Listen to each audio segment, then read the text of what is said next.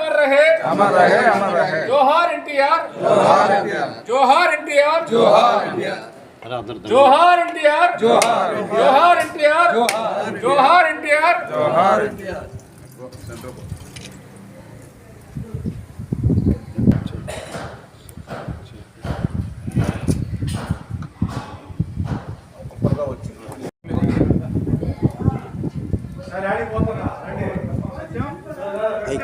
ఏర్పాటు చేసిన తర్వాత ప్రతి సంవత్సరం ఇక్కడికి వచ్చి జయంతి వర్ధంతుల కార్యక్రమాన్ని మన కమిటీ తరఫున ఘనంగా నిర్వహించి ఆయనకి నివాళులు అర్పిస్తున్నాం.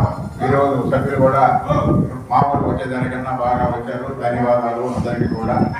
ఆ మహానాయకుడు ఒక సినిమా నటుడుగానే కాకుండా రాజకీయ నాయకుడిగా కూడా మన తెలుగు ప్రజల్ని ప్రపంచవ్యాప్తంగా తెలిసే విధంగా చేసినటువంటి మహానాయకుడు. సినిమా రంగంలో 101వ జయంతిని మన కమ్మ జనసంఘం ఆధ్వర్యంలో ఈ నాయుడు కళ్యాణ మండపంలో నిర్వహించడం జరిగింది. మరి ఈరోజు అన్నగారిని మనందరం స్మరించుకుంటున్నామంటే ఆయన చేసిన సేవలు మనం కొనియాడాలి.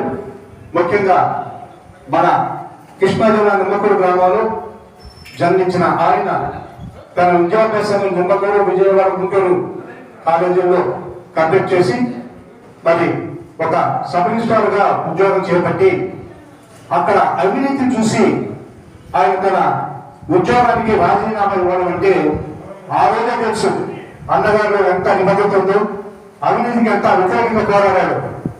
అప్పట్లో ఆ జాబ్ చేశారంటే ఆ అవినీతికి వ్యతిరేకంగానే ఆయన ప్రయత్నం చేశారు. ఆ తర్వాత సినీ రంగంలో ప్రవేశించి భారతదేశం చిత్రం ద్వారా ఒక చిన్న హెడ్ కానిస్టేబుల్ ఎస్ఐగా ఆయన పాత్ర పోషించి అందులోనే ఈనాటి రాజకీయాన్ని చూపించే డైలాగ్ కూడా చెప్పి తర్వాత ఎంతో ఎత్తుకెదిగారు.